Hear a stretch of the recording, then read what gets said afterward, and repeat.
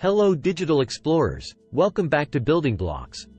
If you're new here, don't forget to like, share, and subscribe to join us on this journey through Web 3.0. Last time, we took a whirlwind tour through the evolution of the internet from Web 1.0 to 3.0. We discovered that Web 3.0 is all about read, write, execute, and one of the key players in this new era is the semantic web. Episode 2, The Semantic Web, when the internet understands you. But what exactly is the semantic web? Is it a web that can understand Shakespeare's sonnets, or predict what you'll have for dinner? Well, in a sense, it's both, and so much more. The semantic web is all about making the internet more understandable for machines. It's a web that uses metadata, tagging information in a way that machines can comprehend. This means that machines can do more than just display information, they can understand it and use it in meaningful ways. Imagine you're planning a vacation. You type beach vacation into a search engine, and instead of just getting a list of beaches and hotels, you get a fully planned itinerary. The semantic web knows the weather forecast for your trip dates, finds the best flights and accommodations based on your preferences, and even suggests activities you might enjoy.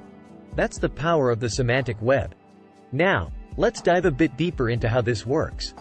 You see, in order for the semantic web to understand what we're looking for, it needs to understand the context and the relationships between different pieces of data.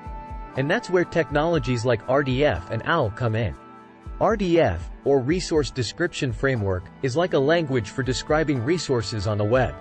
It's all about triples: subject, predicate, and object, kind of like, I love chocolate.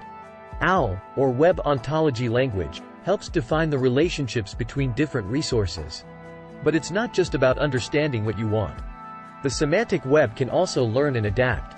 It can use your past searches, your preferences, and even your behavior to predict what you might want in the future. That's where machine learning comes in. Machine learning allows the semantic web to learn and grow over time. It can recognize patterns, make predictions, and even make decisions. So, the more you use the semantic web, the better it gets at understanding you. So, the semantic web is like a personal assistant, a travel planner, and a wise sage, all rolled into one. But it's not without its challenges. There are issues of privacy, data security, and bias, which we'll delve into in later episodes. And while that sounds amazing, it's just scratching the surface of what the semantic web can do.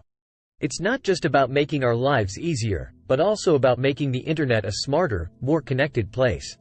The semantic web can revolutionize many industries, from healthcare, where it can help doctors with diagnoses, to education, where it can personalize learning experiences, to e-commerce, where it can enhance customer experiences.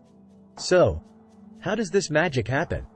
The answer lies in technologies like RDF, OWL, and SPARQL. But don't worry, we won't get lost in the jargon soup. We'll explore these in future episodes, so stay tuned.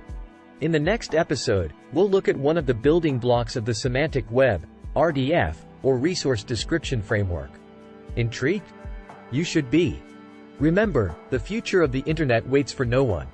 Thanks for watching. Don't forget to subscribe. Thanks for watching.